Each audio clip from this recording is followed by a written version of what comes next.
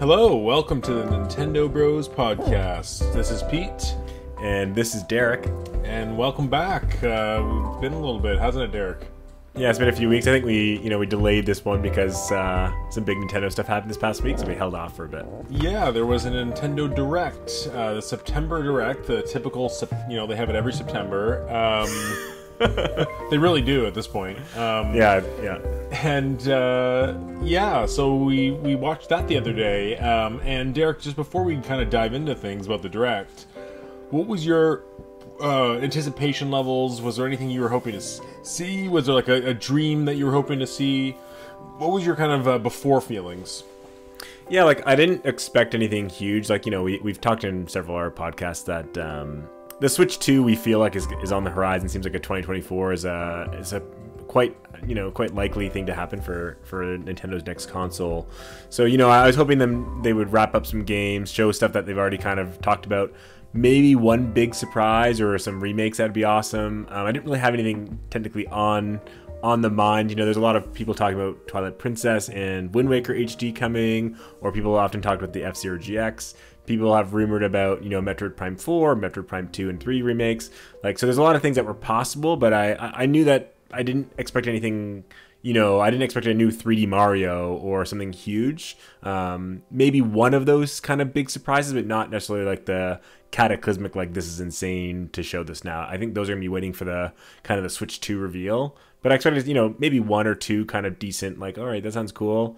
And then maybe the thing I actually was looking forward to kind of the most, as sad as it sounds, is Mario RPG, more details about it. Just because we know there are some things new. So I'm glad we kind of got a taste of what it looks like a bit more and kind of how it plays. Well, we kind of knew that was going to be happening. I know, yeah, exactly. I wasn't surprised by that, but that's kind of what I was. That's all that was really on my list of things to expect. Yeah, I mean, it's hard to gauge because with this one, the Direct basically leaked. So it was hard to come into it with a blank feeling for me. Because I already we got the hint that Donkey Kong and F-Zero were coming, and all of a sudden my hype is through the moon, thinking we're going to finally see this new Donkey Kong game, and we're going to see the F-Zero GX or even a new F-Zero. And so I guess I was just sort of hoping that one of those would deliver. I don't know. I mean, that's questionable. But I was hoping for, I don't know. I was hoping for maybe Metroid Prime 2 remastered. I think I mentioned that to you. A shadow drop of that or GX would have kind of made my year.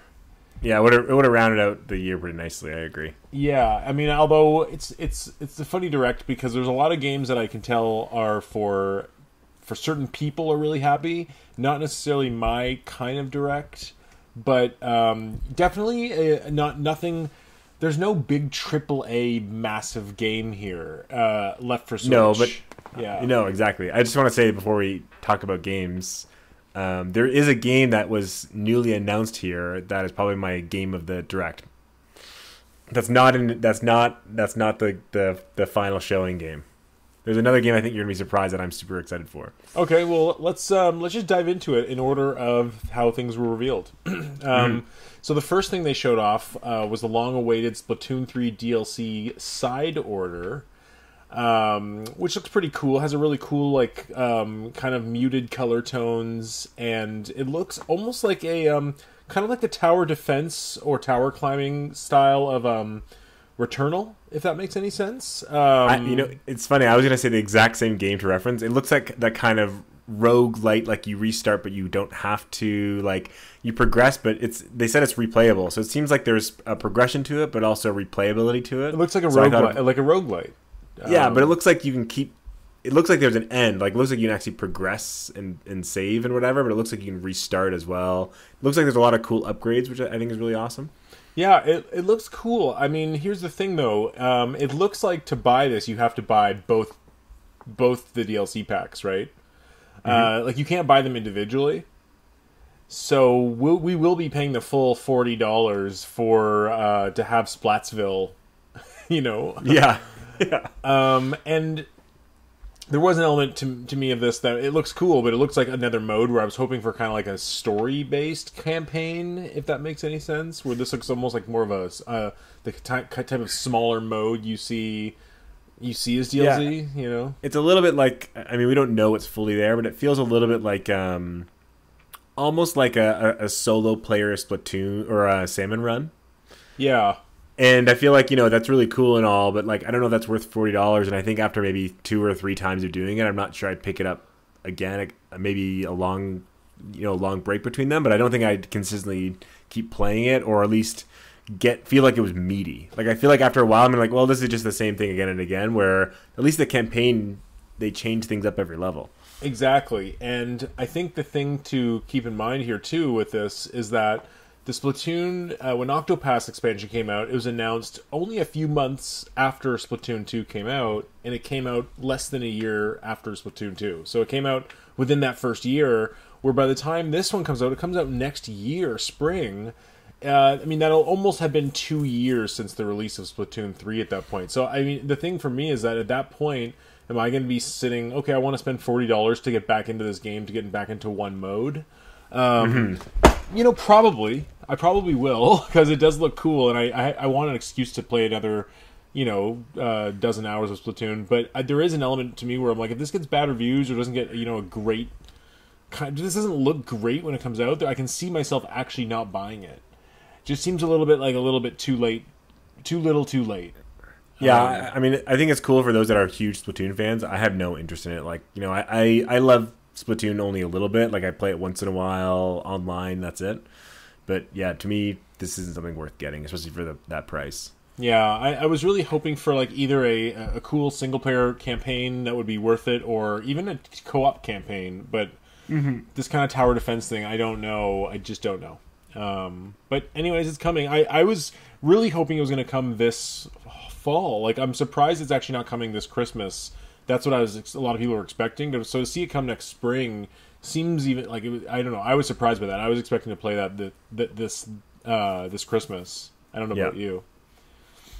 I mean, I was never expecting to play it, but I know what you're saying. Yeah, okay. Well, after that, they showed Mario vs. Donkey Kong, which is a kind of an uplifted remake of the Game Boy Advance game. So it is actually like a remake. It's a little bit of a discount price, $50 or $65 Canadian. Comes in February. I mean, it looks good. From what I've been hearing just through the rounds, is a lot of people who played this game really love it, and they say that the problem with the Mario vs. Donkey Kong games that came out later was they introduced the minis, and it turned into more of like a Lemmings style game on the DS and 3DS, and the Wii U had one. So they kind of just doubled down these Lemmings, the minis. Where this game isn't about the minis, you're just controlling Mario. But you do collect minis in this game. There is some element of minis, but it's not the same as, like, you're not controlling a whole bunch of minis the same way. Yeah. Like, the gameplay changed in a way that people never really caught on to. And people say that this, other than Donkey Kong 94, which is, like, that Game Boy revered classic, which one day they have to remake, this is, like, the second best of the entire classic Donkey Kong gameplay, if you will. Like, kind of the puzzly platformer. Donkey Kong is the enemy, yeah. Yeah, exactly. I kind of was hoping they'd re-release Mario or Donkey Kong 94, because I played that on the Virtual Console and it was awesome. It really is awesome. So I'm hoping they remake that in the same way they did this. Kind of surprised. Is Donkey Kong 94 the original one with, like, the barrels being thrown and you're jumping up the... Like that level that's in Smash Bros. Yes, like, so that's the original Donkey Kong. The first 3 Donkey Kongs were based on that kind of gameplay structure. And then Donkey Kong 94 was kind of like they made it like level-based. Like, you had a world map, and each level had like a miniature challenge and different themes. Like, they made it that gameplay really good. Like, it's... I'm telling you, it's surprisingly good. If it comes to the Nintendo Switch Online, for which you have, because it's just the lower tier has Game Boy...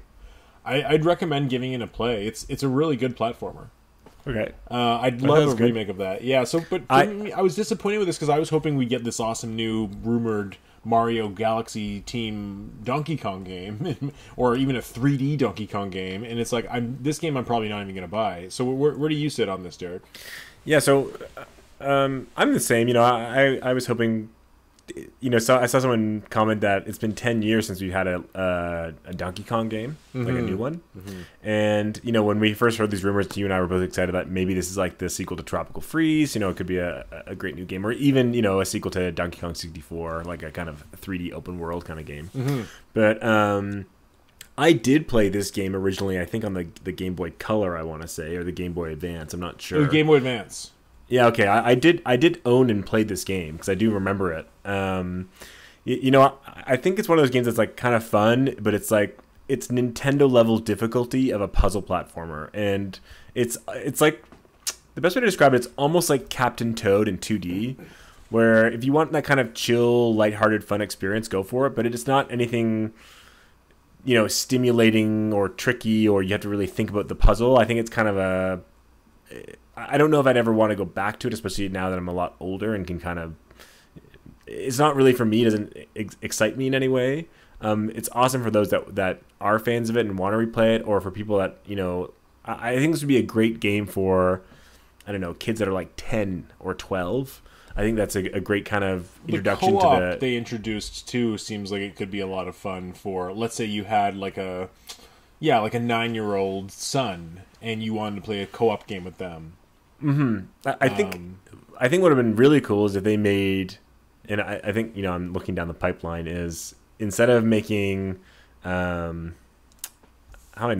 Maker, they should make a Mario vs. Donkey Kong Maker. I think that would be cool if you could make your own puzzle levels, because this game reminds me. I don't know if you've ever heard of this game called Lode Runner. There's a few on like the PC, but my friend and I used to play Lode Runner all the time, and you can make your own levels. And this is the same kind of idea. It's a puzzle platformer. And we'd spend like dozens of hours just making levels and co-oping levels that we made. So I think it'd be really cool if you'd make Mario vs. Donkey Kong levels yourself. I think they have a level creator in one of the versions of it, but I don't know if this first one has it. I don't think it does. I mean, maybe they're adding it on as a feature, but I think that'd be cool. Overall, Again, I played it. I enjoyed it. I don't think it's worth it for me to pick up again, especially at $65. It's not really. It has to, for that kind of price. It has to really, do something for me. The thing too, for that price, I would almost expect this plus the sequels packed in together. Yeah, exactly. I don't know if remaking a Game Boy Advance game warrants that type of price, because even when the game came out originally, it wouldn't have been that price, brand new. Yeah, like you kind of look at, like, I think of like the Mario games. Like, I know this is an actual remake, but when you look at Mario Superstars, that has a Wii game, a GameCube game, and an N64 game for the same price as this game having a Game Boy Advance game. And again, I know it's a remake versus just porting and up-resing games, but it's still like kind of like how much content is really going to be in this? Exactly. I mean, who knows? Maybe there is like a whole second new chapter, and they'll have a direct in February where they show all this kind of new content for this. Who knows? Like, I mean, it's not like Nintendo makes bad remakes. So, I mean, maybe it is worth benefit of the doubt, but I don't know. I'm not terribly interested, but I will say that if this was the Donkey Kong 94 remake with the same graphical style, it'd be a day one for me. Filler title, that's for sure. Filler title. Yeah. Let's move on. So after that, they showed another trailer for Prince of Persia: The Last Crown, which looks stellar. Lost Crown. Looks really good. Apparently, it runs at 60 frames a second on Switch. Comes in January. It's like really reminds me of Metroid Dread, and apparently that was a big influence for them. I'm definitely going to get this one. It looks amazing. My question is if I'll get it for the Switch or I'll get it probably for the Xbox. That's what I'm feeling too. I want to see the little bit. Even though the Switch version runs at 60, I'd rather see the sharper graphics. But regardless, this looks really good. I'm looking forward to it. Yeah, I think it looks great too. I don't know if I'll get it day one, but it's definitely on my list to grab eventually for sure. Oh, really? To me, at that point of January, there's not a lot of other releases, so I figured... I know, I have so many games I want to play, and I'm trying to, save some money, and it's like, this game, it will go down in price eventually. Oh, it's Ubisoft. Why don't I just wait till the weekend and get it for $3.99? Exactly. Yeah, actually, you know what? Now that you remind me that I'm so split on this, because on one hand, I know with Ubisoft I can wait, but on the other hand... I want to support, this is the only Ubisoft game I've wanted to support in probably my entire life. So, I feel like I want to put my money to support them, you know? Yeah, I know what you're saying, yeah. Rather than, but it's hard, right? They've like really. I mean, even right now, I can get Mario versus Rabbids 2 for very, very cheap. Yeah, it's like $25. It's ridiculous. But anyways, I digress. So after that, Nintendo had kind of a show. It's weird. They throw in these kind of montages like with no rhyme or reason. You'd think these would like happen near the end, but they don't. Mm-hmm. So they throw in this montage of like kind of games coming out now. One of them was called Horizon Chase 2. Which actually looked kind of like a fun little racer to play for a weekend. Rhythm game, Spy X, Memories. I don't know. Nothing here struck me at all, Derek. Anything for you? No. Yeah, you can skip those if we. Okay, they're not sorry. Yeah. I mean, some of these games looked like I should try them on Game Pass, like the racing game, but that's about it. Yeah, like they look fun and whatever, but again, you know, I think people are just trending more and more to being really selective with their wallet, especially this year, which has a disgusting amount of really high quality games. So I don't know. Those are just not things I'm going to be spending my money on. Yeah, same. Then they gave us another update on Super Mario RPG. Do you want to talk about that one, Derek? Yeah. So they showed us kind of a few of the changes to the gameplay. So one is, you know, the combat. If your timing attack's correct, it does an AOE and hits all the enemies on the screen. There's a meter that builds up that if you get to 100%, you do like a team attack. Mm-hmm. And it's different. It's a different attack depending on who your team party is, and has a little cinematic cutscene, which I think is cool. And they showed that there's like, I don't know the word, like replayability after. Like there's a post game bosses. Well, I think it's just you can go back to the every boss from the, or they said that you can go back to some bosses from the game and do like a remixed fight, a double down fight with them. Yeah, I just didn't know if that was like after the game, like they're all above like, you know, the super high level, or it's like, oh, you can fight them again immediately after. Either way, I think that's a cool addition, and I think that might mean that there's more content actually hidden in here. So the kind of pro and con that I'm feeling after this is, again, Super Mario RPG is probably my top 2 or 3 game of all time. I'm really excited that they're adding more content, and I hope there's even more. Maybe there's a secret character. Maybe there's a whole secret... okay, but for me, this video clip or whatever, when they showed these new things, it almost said to me that that's all they're adding. I didn't get the implication or the feeling that they're going to add anything else. Because otherwise, why wouldn't they have said so? If there's new moves or new characters or a new mission, new side quests, like they would have said so here, wouldn't they have? It comes out in 2 months. I don't know. I mean, they're saying there's post game content is what I'm basically picking up on. All they said that I picked up on was they said that you'd be able to refight the bosses again, and they. I know, but in my mind, those aren't like. I think they're going to be harder than the final boss of the original game. Yeah, for sure. They're going to be like super hard. So I'm just saying, you're right. Like they didn't say anything else beyond that. I totally agree with you. I'm just saying they aren't just doing a remake of the game. There's new stuff here. Yeah, and totally. That means, and I agree, they didn't show it, so there's a good chance that nothing else beyond what they showed is happening. But again, they made new content, so a part of me hopes or thinks there might be more content there. There might be more areas, or a secret character, or new spells. Who knows? There might just be more abilities. It'd be really cool if like Luigi was in it or something, you know? Exactly. And again, they changed the combat mechanics too, so people were discussing it, and it's like maybe there are new spells, maybe the fights are very differently balanced now, maybe there's new spells they that are must have to rebalance the battles if they've added more perks to make like the game's not terribly hard by RPG standards, especially modern day standards. So to give more perks to the player, more moves, more specials, more ways to like, you know, hurt every enemy, like they've got to add more, right? They've got to rebalance it, right? Exactly, and that kind of falls into my con. You know, that's my pro. Is like there seems like there could be a lot of cool changes here. Is I'm worried they're going to change too much to the core original game, and it's not going to be the same game anymore, and there won't be a way to turn that off. Like I do worry that maybe these team attacks are really brokenly overpowered, and it's like all of a sudden the game's not the same and it feels really boring.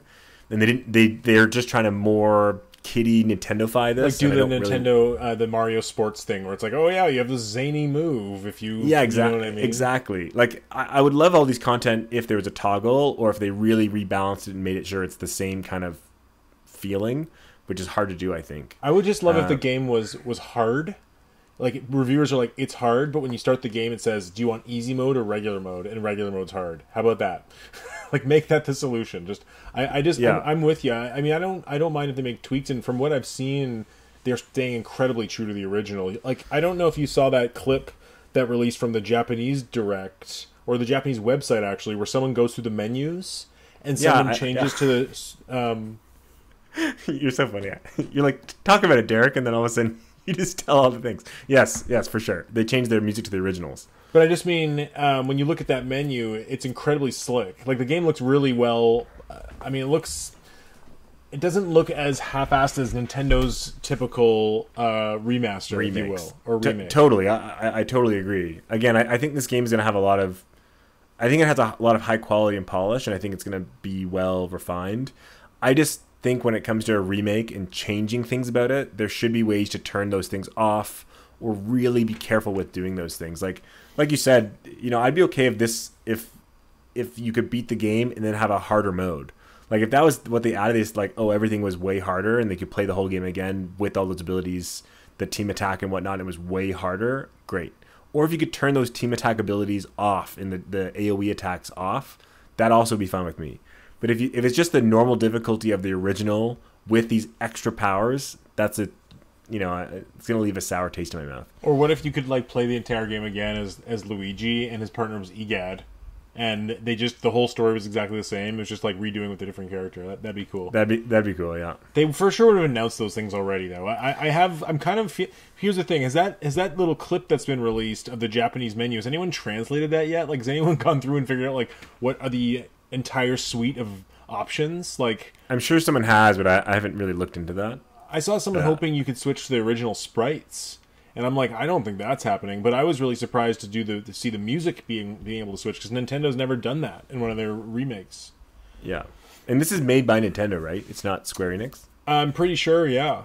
But it just looks great. The graphics look great, and even the cutscenes are so cool. This is like my big holiday game. Really, like, there's always that one big game around November that you're looking forward to. For me, this is that. Like, there's no other bigger game for me that I'm excited about. Like, there's 3 games on the horizon for the next couple months that I think I'd like to buy, but this one is like the top of the list by far. Yeah. Like, this is my most excited, look forward to game for the rest of the year. Yeah, like Mario Wonder is like a warm up for this. Agreed. Time passer. Yeah. Filler. I'm just kidding. So after that, they showed the game Trace Memory, which is a DS classic. Also got another Wii release, a Wii sequel. Never came to North America, but they're packaging those both together in another code, Recollection, coming January 19th. Wow, competition, they run one day after Prince of Persia. Yeah. Yeah. Very different games, though. Yeah, but one of them won't drop price. This is a full price release, and I was tempted. I mean, I think I played the demo of this on DS back in the day, and I thought it was really intriguing. It's kind of like a Professor Layton style, adventure game. Like, you walk around and talk to people, and you get these little puzzles and solve these little mysteries. Yeah, it's like a point-and-click adventure almost. Yeah, exactly. But I believe the original was actually a point-and-click, and this is being remade to have, like, real third-person controls, so you can really look in the environments. But it's still more of a, like, touchscreen puzzles and things like that. But it's cool. I don't know. I mean, to be honest, this is the kind of game that goes in my Bayonetta, what's it called? Origins. Cerise's, Bayonetta Origins pile of, like, I sort of want it, but the price. That's how I feel. It's like, this game, if I had $1 million and 1 million hours of time, then sure, I'd probably get this and play it and enjoy it. Like, it's on a list of games that, sure, but again, with all the time I already spent in gaming, like, this won't make the cut. And all the money I already, like, it just doesn't make that cut for me. Exactly. Me neither. Yeah. But I might watch some of it on YouTube just to see, because it looks, it does look interesting. Yeah. It might be the kind of game where it's like, oh, hey, I'm going on a trip. I'm going to be on a plane a bunch. And sometimes I don't want, like, I want a game like that for a trip. That's almost a little bit like a visual novel, a little more relaxed. So I can see myself getting it for that situation. I'm at the point now, by the way, that I'm planning to get one more voucher for the Switch. Like, I bought in Wonder and RPG already. So I'm kind of leaning on Wario and Paper Mario Thousand Year Door, but another code or Bayonetta version. Whoa! Did you just spoil our direct? Yeah, a little bit. But anyways, we'll talk about that at the end.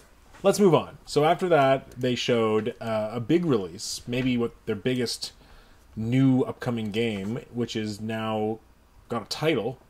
It's called Princess Peach Showtime. They showed this before, but they didn't have a title. Now, I'm surprised how soon it's coming, based on what they showed before. Look, it's called here a costume-changing action platformer. Yeah, it's like Balan Wonderworld. Yeah, I think this looks like it's made by the Next Level Games, who made Luigi's Mansion. And it looks very, very much like a Luigi's Mansion style game. Like, you're kind of looking at like a diagram, and there's puzzles, but like little bits of gameplay, but it's not quite as interactive as a Mario game. What are your thoughts on this one, Derek? Are you excited for this?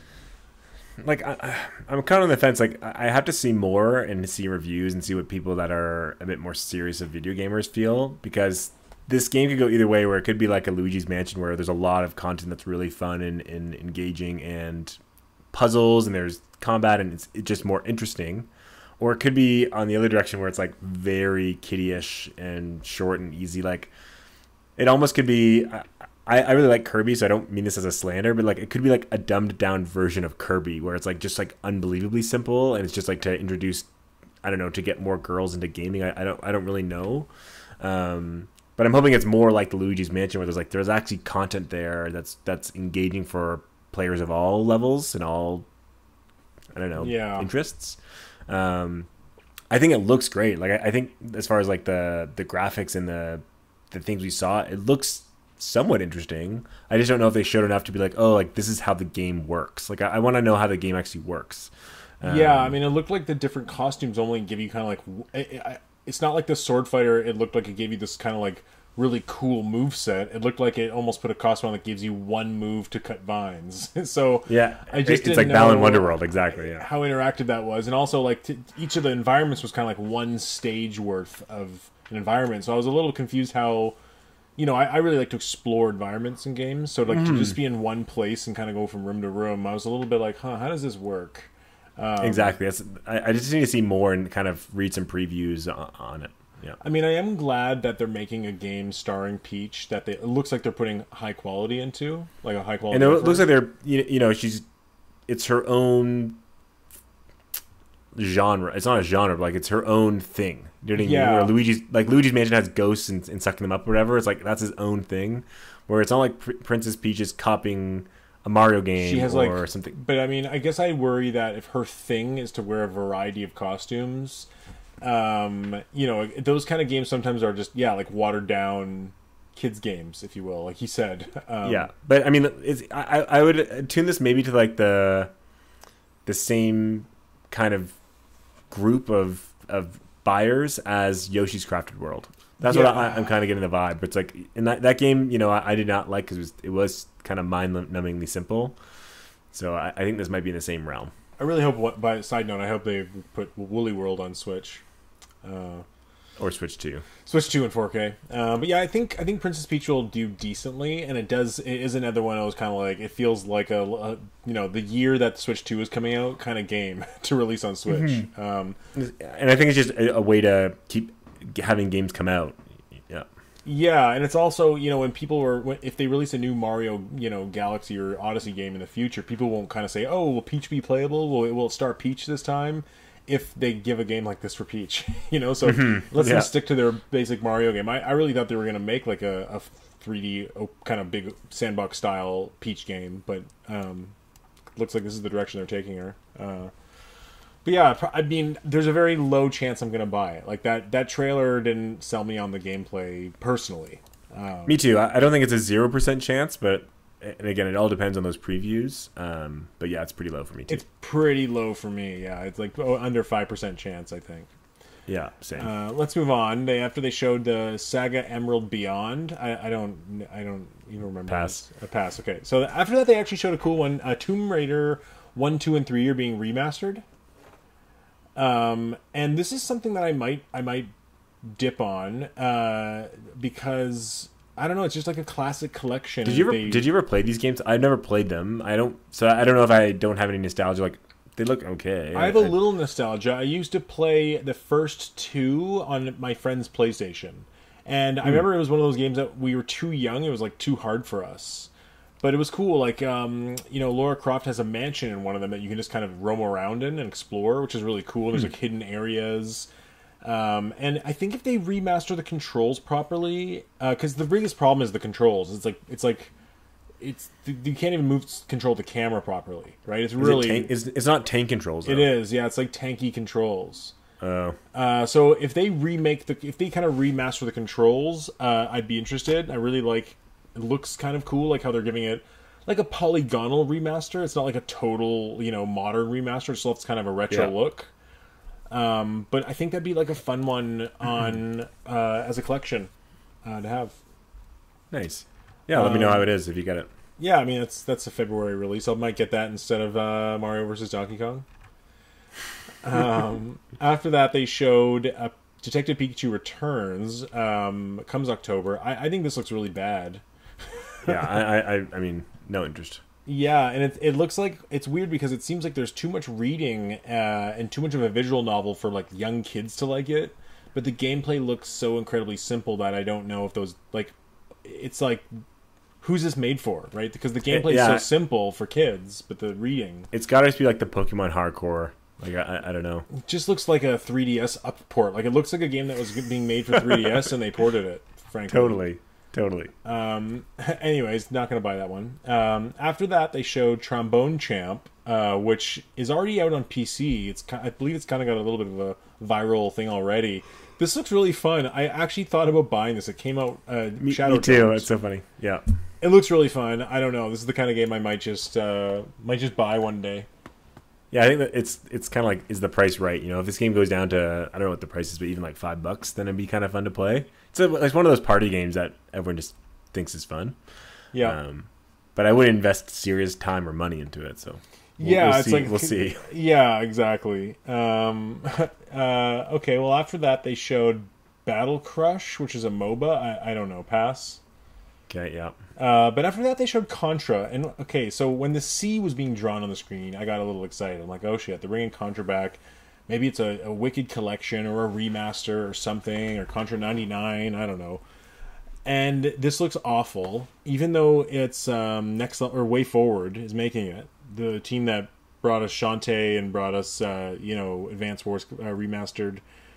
This game looks awful. I don't know. Did you see this, Derek? Did you get a look at this? I think I kind of clicked through it because I didn't really. I'm looking at it now. Contra's like an old classic. It's an old classic series. I know what Contra is. I don't really remember this in the direct, so it obviously didn't do much for me. Don't show trailers of gameplay if the frame rate's hiccuping. Oh, this looks okay. I don't think it looks that bad. I mean, the developer has promise because they're a good developer. I just this kind of shooter to me needs a very slick, fast-paced refresh rate. I think it looks okay, honestly. If you like Contra and kind of these, I know what these are called, bullet hell shooter side scroller. Yeah, it looks okay. I don't know. I'm watching the trailer right now. It looks fine. After that, they showed Unicorn Overlord. I don't know if you were into this. It's Vanillaware's new game. The team that made Muramasa. This is the game I was talking about that got me super excited. Oh, really? Because I heard that I heard people saying that they're surprised people didn't get more excited about this. I mean, at least on Reset Era, people were really excited in my mind. Okay, I thought the user interface looked horrid. Like, it looked so busy and full of numbers, and I was... So it's like a high strategy RPG. It's like very tactical with numbers and stats and characters and army positioning and unit. Like, it looks like... So I really like those kind of games, so that already interests me. Lots of characters, great pixel art, and I'm sure it's going to have a good story because it's made by the guys that made 13 Sentinels. Mm-hmm. So... I mean, everything's just hitting the right notes for me on this one, so I really am excited for this one. Yeah, like to me, this is the game of the show for me outside of the last game. Yeah. Wow. I think it looks great. Cool. So is that a nowhere too? This is a reveal. it was a reveal. You think you'll get it for Switch? Because it is a multi-platform, isn't it? Yeah, like I think I'll probably end up getting it for, I don't know. See, like I have 13 Sentinels on Switch and it's great. I don't know. I got to think about it. I might get it on PS5. I mean, it does look like the kind of game where the graphics, it almost doesn't matter what system you have it on, right? Exactly, like the sprites, like it just how crisp do you want the sprites or to be? the load times, frankly. Yeah, exactly.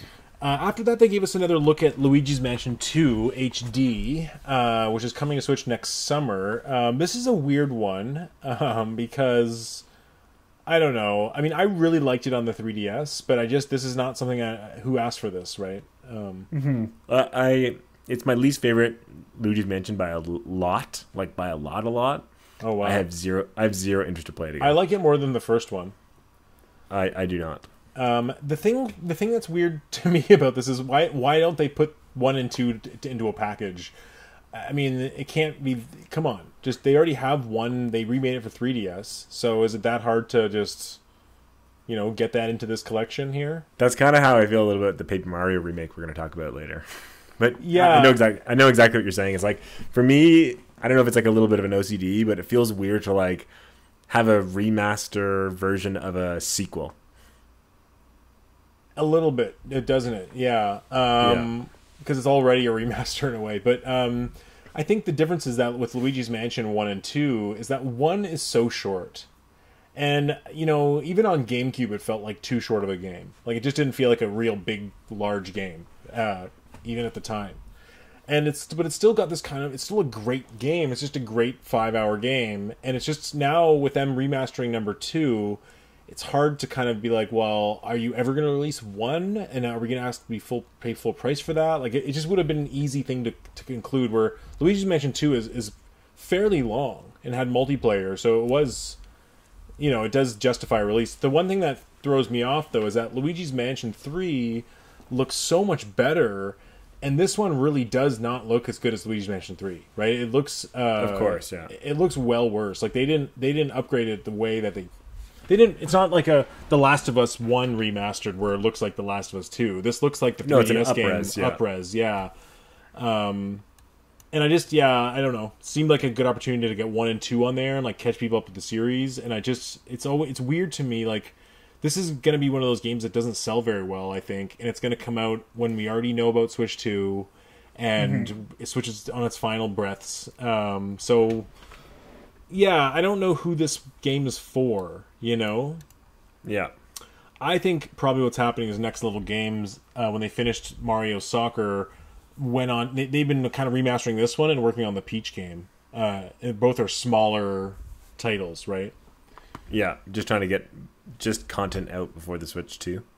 Yeah, kind of like filler out some content that's cheaper and will probably sell well to a giant user base.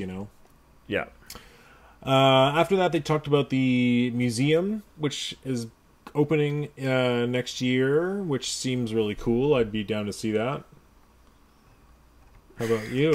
Gotta go to Japan first. Yeah. Yeah. Oh, it's not in New York or Michigan? Okay.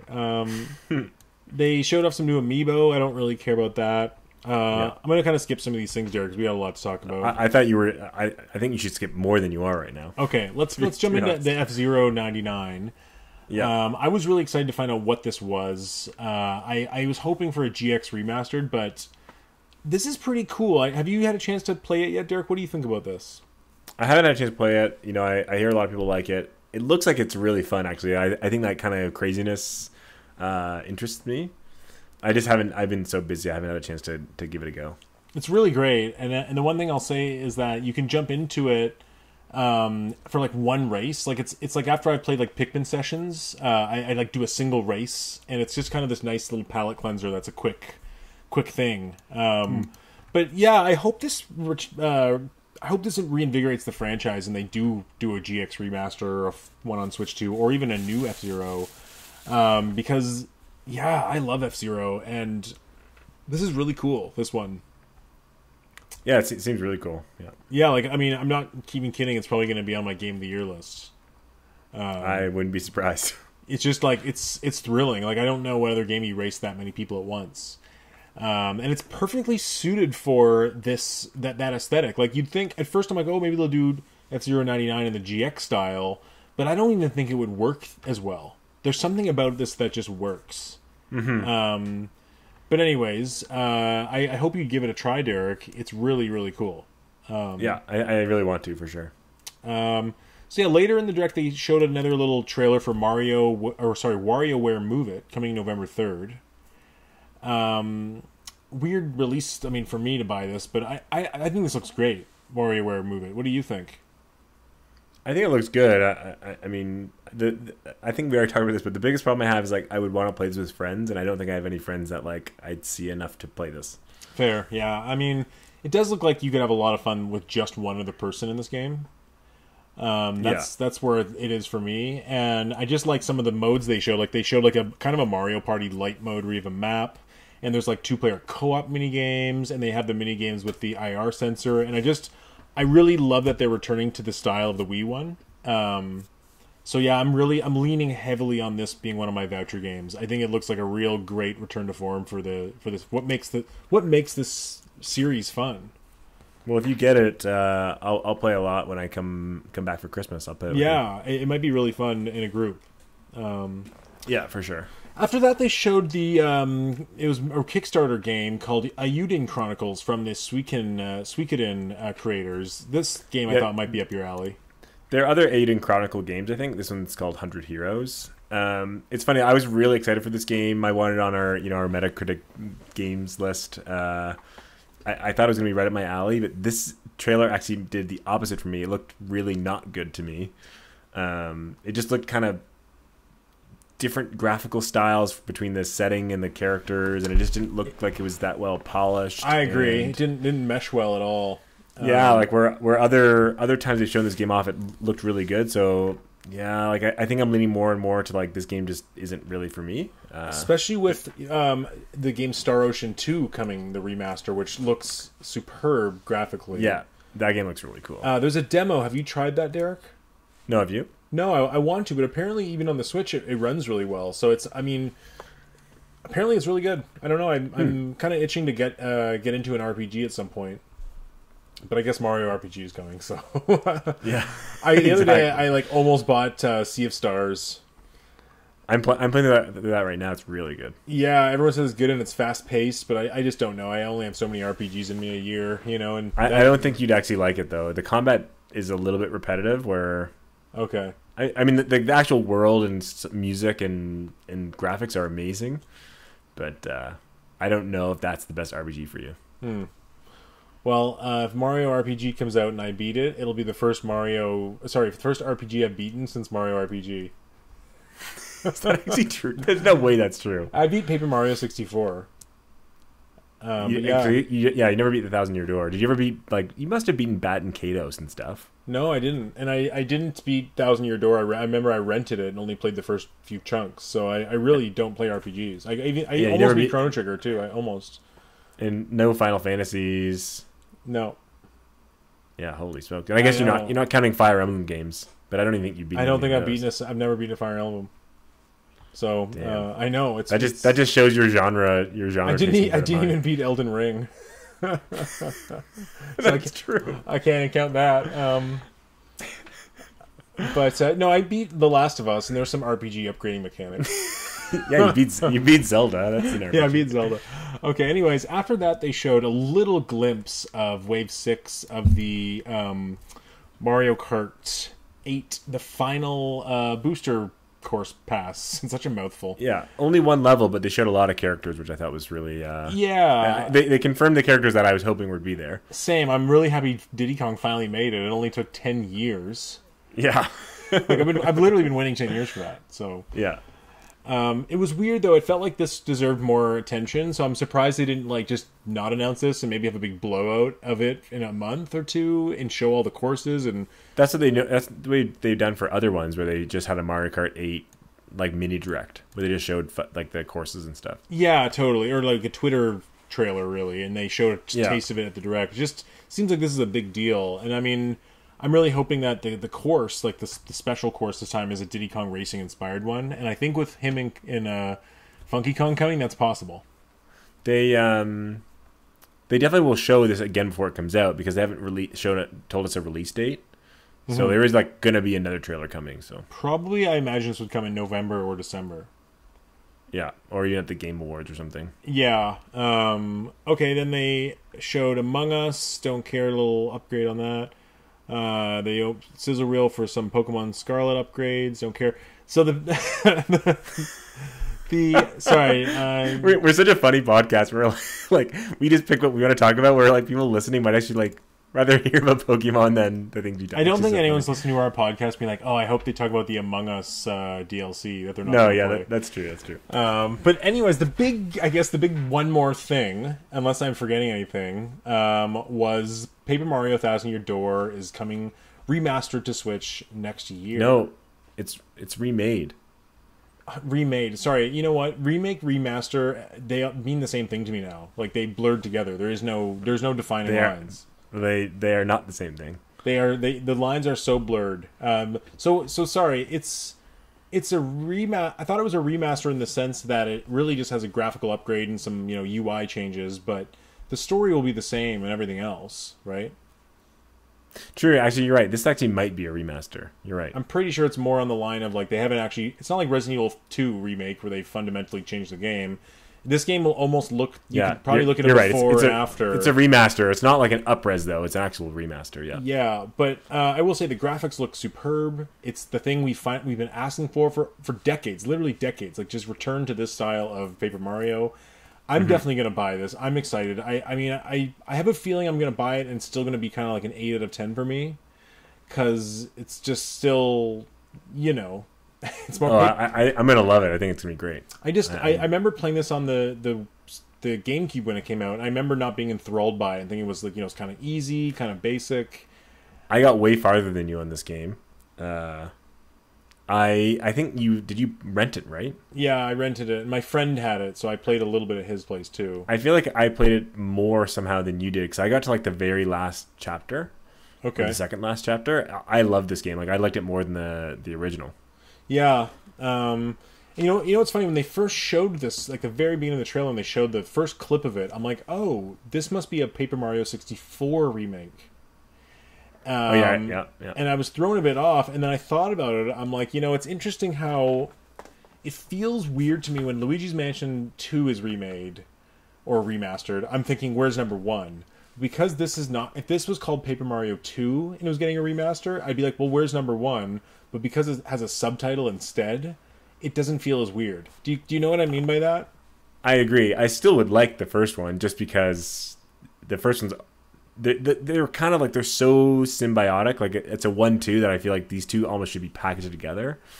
But I know exactly what you're saying. It doesn't jar me as much. But these two is just like Paper Mario 1 and 2 are so similar. Just like it's more of the same good content.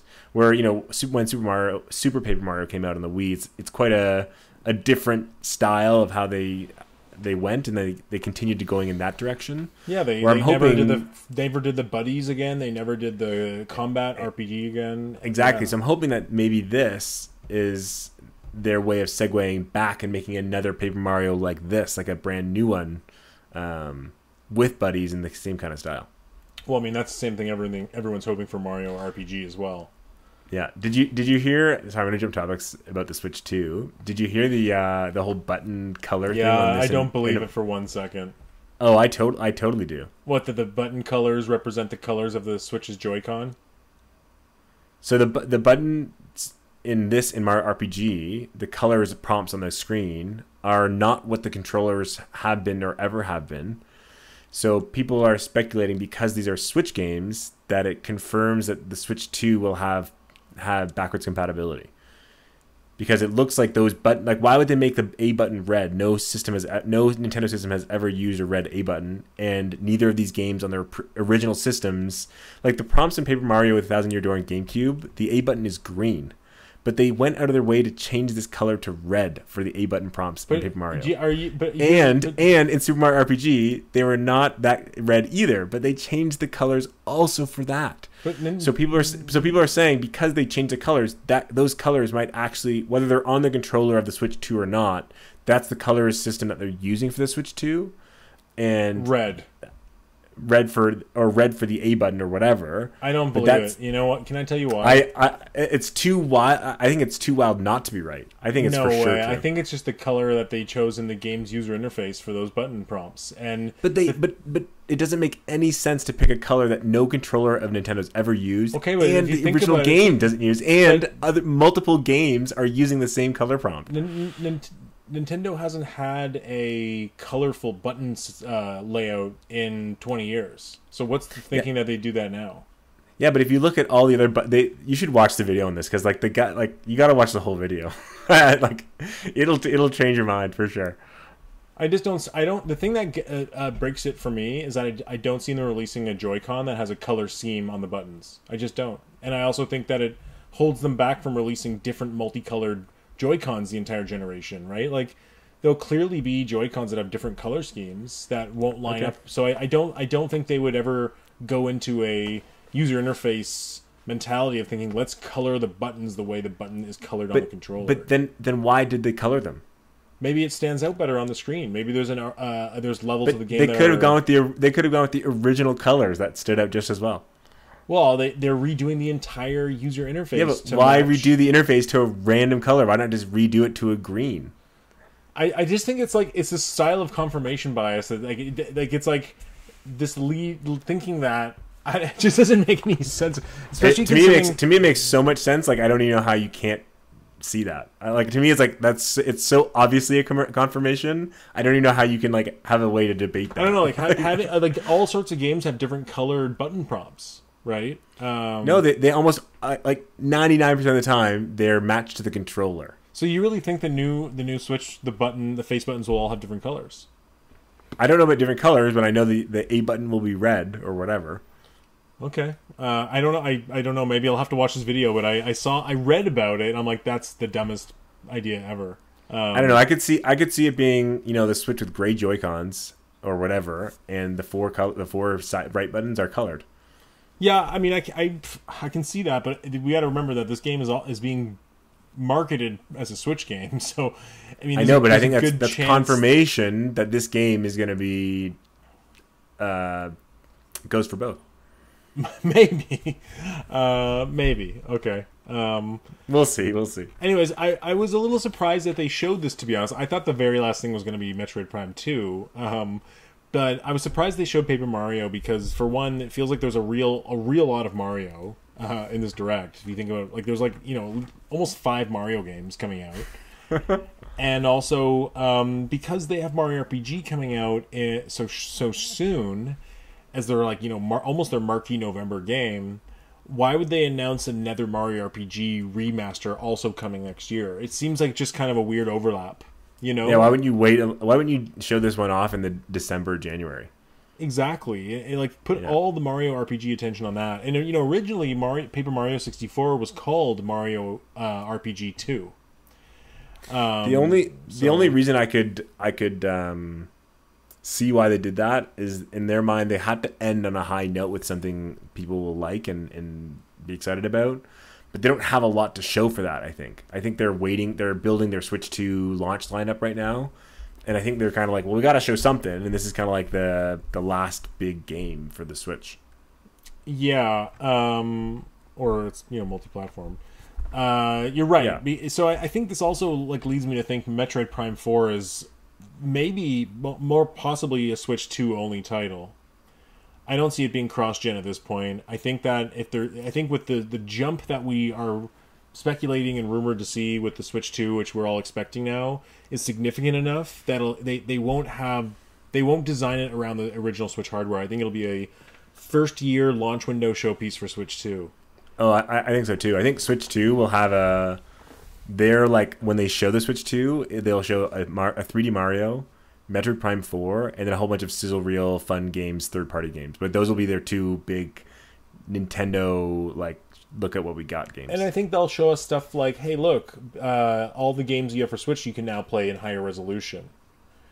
I hope that's a big part of it as well. But the only thing I would say, though, and I'm hoping this is still true, I mean, who knows, because we haven't seen anything of it, I think Metroid Prime 4 could still be a cross-gen game, whether it even comes out after the Switch 2 is already out, just because Metroid doesn't normally sell that well regardless, and I don't think they're going to launch it on a brand new system for it not to sell well. If they sell it on the Switch as well, they have 130 million Switches that they can hopefully get a lot of people to buy in on. Yeah, I thought about that too, and I've seen that argument, but I actually don't necessarily agree, because you could also make the counter argument to say, well, if it comes out at the beginning of a console life cycle, it might have more attention than, like, you know, it might sell better than it should and get more attention because it'll be that marquee AAA title for the entire life of the console. And then you also look back to Samus Returns on the 3DS, which did come out it came out a little after the Switch came out, so it was kind of in that overlap period that a Metroid Prime 4 would be if it came out this year, and it didn't sell very well at all. So, I mean, that's the other fear about Paper Mario. Even if it comes out in the summer, if we've already seen the Switch 2 and we know it's coming out in the fall, there'll be a lot less of a excitement around Paper Mario. So, I don't know, and I also think Metroid Prime, especially with the the development staff they've hired and the amount of time they put into it, it would be almost too bad if they weren't leveraging like this to be a showpiece graphical title that utilizes the next generation system. If they're able to get it running in 60 frames a second on the original Switch, they're going to have to make compromises, right? That the Switch 2, they can go a lot further. And imagine they show it off and you're like, oh my god, this looks like the best first-person shooter ever. You know what I mean? Like, it could look really, really good. It runs Unreal 5. If they really tailor make this game, it could finally be like what Metroid Prime 1 was, which was that jaw-dropping graphical showpiece. So that's what I'm really hoping for. But on the other hand, I was sort of hoping that Prime 2 and 3 would be also at least Prime 2 remastered, just to kind of like, it's almost like, hey, Switch owners, you're not going to get Prime 4, but here's Prime 1, 2, and 3 remastered instead. But I don't know if those are coming. I mean, a lot of the rumors say that Prime 2 and 3 aren't going to be remastered, but just up-res ports. I really hope that's not true. I really, really would love to see those games remastered. I know, especially when you look at like how well received Metroid Prime 1 was. Yeah, and it's just, I mean, I'm playing through it a third time, and it's just gorgeous. Like, the game is so beautiful and atmospheric and just well put together. It's better than, it's a game we don't deserve, frankly. And it's a game that they should have hyped for like 9 months. Yeah. But anyways, Derek, what's your takeaway from this Direct? Like, how's your feeling? What's your score out of 10? I would give it, like, I don't know, maybe a 7.5 or up to an 8.5 tops. Like, I think there's a few things that, I'm really excited for Mario RPG. Paper Mario looks great. Unicorn Overlord is a surprise title. There's a few other games that, like, they look okay. I don't know if I'll get them probably, but, I support what they're going for. Mm-hmm. F-Zero 99 seems cool. I'm excited to give that a try. But was there anything face-melting? No. Was I expecting something face-melting? No. Like, I think this is a fine, good, solid Direct for, leading up to the next console, for sure. So, yeah, I'm happy with it, but again, not blown away by any means. Yeah, I'm of a similar opinion. I mean, for me personally, I'd probably lean on more of a 7, because there's nothing that really, really gets me excited. There's a lot of remasters that I've always wanted and things like that, and I obviously have a lot of things to play. But on the other hand, coming at it from a more objective perspective, I almost want to give this like a 9 out of 10, because this final catalog, if you will, of software they have for their Switch is really impressive for the final year. Yeah, compared to looking at like their Wii, for example. Or, I mean, you compare this next year of Switch to the entire 5 years prior of Xbox. You know what I mean? Like, yeah, like there's more exclusives that'll get better scores on Metacritic.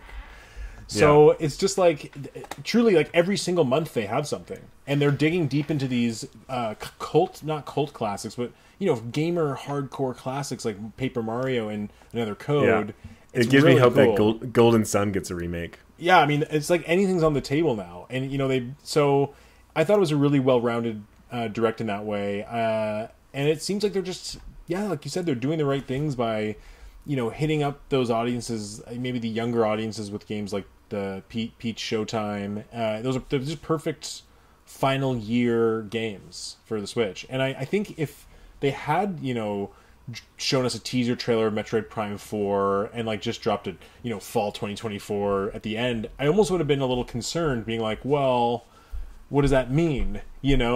Where this made it almost clear. It's like, okay, I see the runway up until maybe a September to November Switch 2 launch next year, and I can see the games you're going to have throughout. And at this point, I'm almost like, well, I don't want a Twilight Princess Wind Waker upgrade. Like, anything from this point on should be 4K remaster for Switch 2. So I guess that was my question. I think you kind of just answered it, but do you think there's going to be any other big games for the Switch that we haven't seen yet? It's hard to say. I think there will still be games, cross-gen games. So I see things like a third Mario Party game, like the next Mario Party, being able to run on the original Switch, or a Tamagotchi Life, or a kind of games in that vein. But I really think or even another Kirby. But I feel pretty confident, like when they switch over to Switch 2, when they embrace Switch 2, they're gonna go all in on bigger showpiece games, right? Agreed. And I think it's going to be rare to see a game that comes out on both. Where I think it'll be less common on the Switch situation than it was on the Xbox and Sony situation. Like the next big Zelda will be Switch 2 only. The next big 3D Mario will be Switch 2 only. I don't know, like maybe a Mario Maker 3, but it's almost like, well, you've already released every single one of your major games on the Switch. So if you do release a Mario Maker 3 or you do release a new Donkey Kong, we want you to embrace whatever this new console can do, right? Like, you know what I mean? Like, Switch already has its Tropical Freeze and has its Mario Maker 2 and has 3 Fire Emblem games. Like, if you're gonna do a Fire Emblem for the Switch 2, make it embrace the Switch 2, whether that's the technology or new features or online. You know what I mean? Yeah. Okay, I have a question. Sure. Because we're talking about, different launch games, and we talked about 3D Mario, maybe Metroid Prime 4, we talked about maybe a Donkey Kong. What do you think about Mario Kart and Smash Bros. And where they kind of fall into that launch? I think that Mario Kart and Smash Bros. That's an interesting one. I mean, we always talk about how they're going to handle that. I think that they're not going to come into the Switch 2 launch with Smash Bros. And Mario Kart in their back pocket as initial launch window games, if you will. True, but again, if you think about it, they saw so much success with the Switch, and those two games were launch window games on the Switch. I mean, Smash was 2 years later, yes. But I think the thing with the Switch 2 is it's going to be predicated on the Switch 1 library. So if I'm certain it's going to be backwards compatible. So the fact that the Switch 2 on day one already plays Mario Kart 8 and already plays Smash Bros. Maybe in higher resolutions, maybe they'll release. I think if anything, in that first launch year of Switch, what they might do is release a Game of the Year edition for both Mario Kart 8 and Smash Ultimate, where you get all the DLC. Maybe they give you a 4K up-res, and then for people who own the game, like you and I, we maybe pay $10 or for free get the visual upgrade. I don't think they're going to do that visual upgrade pay thing.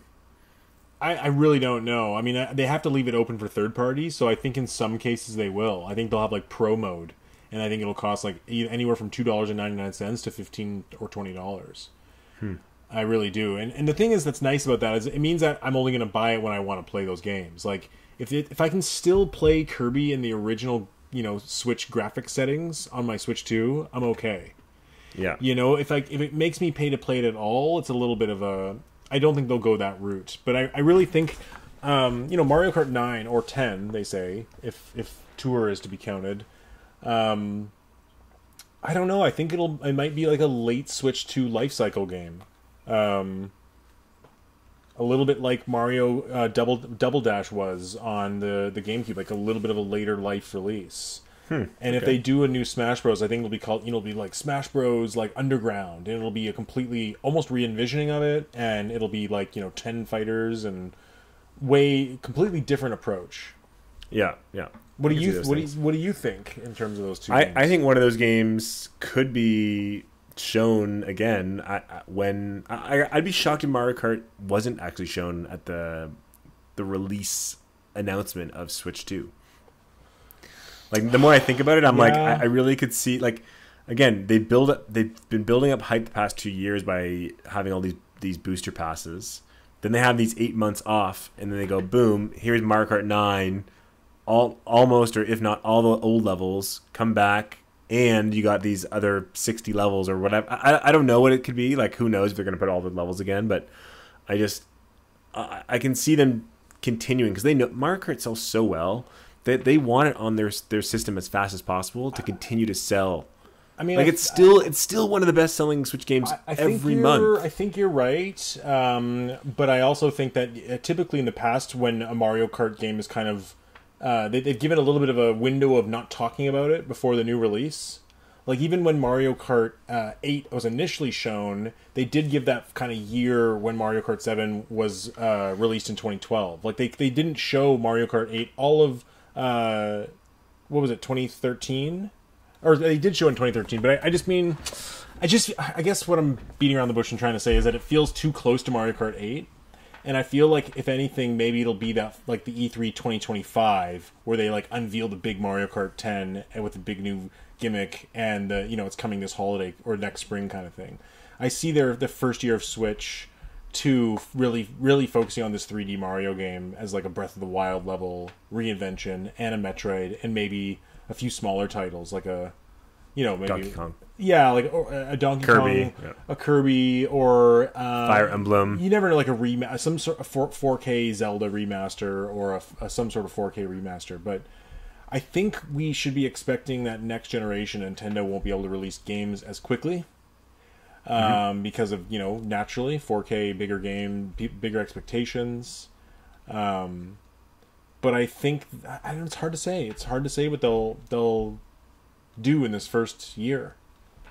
Yeah, I'm excited. It's always fun to do another Nintendo generation, I think.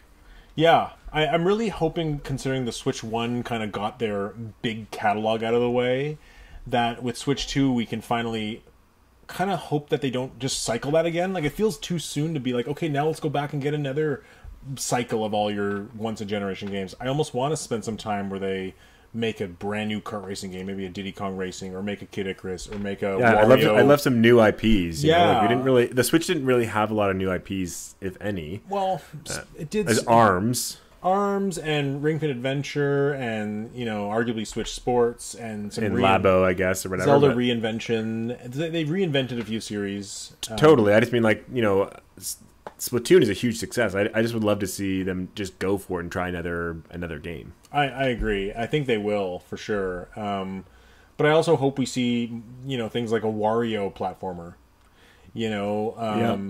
Things like that. But I also think we're going to see a lot of 4K remasters. Like, I think we'll see, Xenoblade Chronicles X 4K remaster, Yoshi Woolly World 4K remaster, Ocarina of Time 4K remaster. I think we'll get a lot of those as well through the Switch 2 generation. But yeah, I'm all for it. Okay, Derek, do you want to... I only got about 5 minutes here to finish us off. Okay, what you've been playing? Go real quick. Let's do what have we been playing. So, I beat Zelda. I think we talked about that. Yeah, me too. Fantastic finish of the game. I love it. It was nostalgic to kind of. Are you gonna go back and play more? I probably will. I feel kind of like I've done the game, though. Yeah. I was it's kind of disappointing there's no DLC, because that would have really drawn me back. But I don't know, I might not. Like, I really did I feel like I took a big bite out of it, and I put over 125 hours. I don't know, I might not go back until it's 4K upgraded, Yeah, exactly, yeah. Okay, what else? I've beat the main portion of Pikmin 4. So okay. I have, like, the special extra Olimar tails, and I've got the extra level, and it's I love it. It's great. I'm definitely playing it at a slower pace, but I really like the Olimar mode. Like, that's kind of what I want the game to be. So I love how they included that. Yeah, it's really fun. Nice Agreed. Surprise. Still, the game feels a bit easy. I never had a challenge once. After you beat the Olimar mode, there's another thing that's a bit more challenging. Okay, good to know. I feel like I'm at this, but it's weird to me that the base game only had the 4 levels. Just seems like they should have included a little more. Lots of dungeons, though. Lots of dungeons, yeah. It just it seemed like 5 would have been the sweet spot for the main game, and so it seems weird that the credits rolled and then you get the 5th level. It's like, why don't you just include this as part of it? Yeah. The other game that I've been playing quite a bit of is F-Zero 99. I kind of got sucked in the other day, and it just you keep, it's kind of like you keep upgrading and getting new things, and you win tickets to do the events, and you do events to get upgrades, and but the upgrades are all just cosmetic though. yeah, they're all cosmetic, but like you get like new colors and stickers, and for your badge you can tailor that. Yeah, that's cool. So but I have to say, like, it's really quite thrilling to play against 100 racers at once, and it captures that thrilling white knuckle kind of sweaty palm racing of F-Zero. And like the few times I've come in the top 10, it's like it's such a great feeling. So I really like it. It's really cool. It's really fun, and it looks great too. Like it doesn't feel like just an NSO release of F-Zero. It feels like they took a really cool pixel sprite graphics and like made it proper on. And I'm telling you, Derek, on our TVs, it looks phenomenal. Okay, sweet. It's really fun, and I also really appreciate that. For one, it's free, but it's just something I can jump into so quickly. Like, I'm not required to like read a bunch of text. And Starfield came out recently, and I've been very much wanting to start it. But every time I think about starting it, I'm like, oh, I got to sit through some menus and create a character. 10 hours to get into it. Load screens, and I'm like, there's something nice about F-Zero. Just like you boot it up, quickly boots, and you're immediately in a race with 100 people, and like you're done. Like it's so fun. Like you really got to try this, Eric. It's really, really fun. For sure. Quickly, what have you been playing? Yeah, the main game I've been playing is Sea of Stars. I don't know how far I'm in it. Maybe like 6 hours in total. Really liking it. I think I already mentioned it. The combat does get a little samey. I'm sure other people have said that too. But the graphics are amazing. It really reminds me of games like Golden Sun, or I don't know, Chrono Trigger. Like, it has that kind of same aesthetic, same graphics, same kind of world. Story's okay. I'm really enjoying it. It's a nice palate cleanser from all the other games I've been playing. So yeah, that's really been it. Cool. Yeah, I mean, it's summertime, so it's sometimes hard to get that gaming in. Yeah, exactly. What's your next game, and what are you looking forward to the most here for this holiday? I think Mario Wonder and Spider-Man 2, they come out on the same day. So yeah, both those. And what an awesome day that's going to be, huh? I know, yeah. I think I'll just jump back and forth between both. And then Mario RPG in November. That's really it for any interest at all for this year. Yeah, same for me. I mean, Spider-Man 2 looks great, by the way. I saw some of the videos. Mario Wonder, I'm looking more and more forward to by the day. I think it's going to be a lot of fun. And same with you, Mario RPG. But I'm also, I told you I'm side-eyeing Wario, but I'm also side-eyeing, in a good form of side-eyeing, not the bad form, Alan Wake #2. I didn't play the first one, but the second one looks really good. It's by Remedy. I know you like their games, but the graphics and the style and the color and like it looks jaw-dropping. It looks like Uncharted or like Last of Us, like really good. Yeah. So there's two reasons that I'm waiting on seeing that or whatever. Is one, I think it's going to get killed that month and do terrible sales.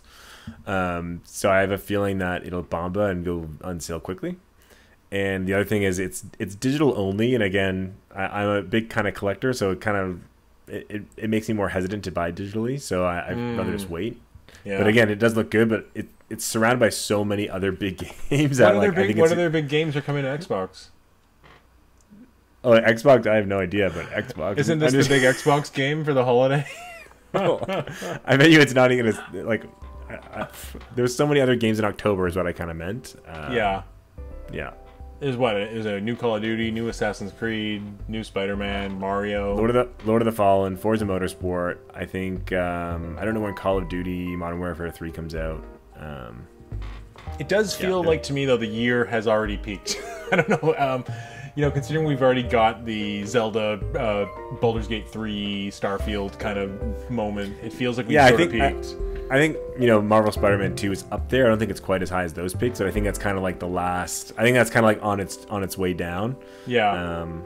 Like those other games you just mentioned are going to be good. Like Motorsport's going to be good. Assassin's Creed people like. I'm sure Alan Wake 2 will probably review well. And Call of Duty Modern Warfare, like those games always sell. But yeah, as far as like to me like if you're a gamer enthusiast, I think Spider-Man 2 and Mario RPG and Mario Wonder are kind of like they just round out the year really nicely, and that's kind of it. Yeah.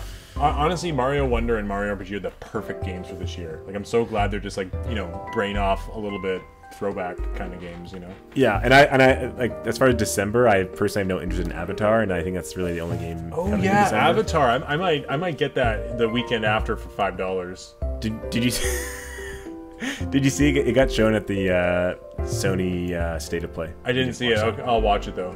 I'll watch it right now. Yeah. Cool. Okay, Derek. Well, this has been a fun chat. Thanks for coming. Yeah. Thanks for having me to the studio in downtown LA.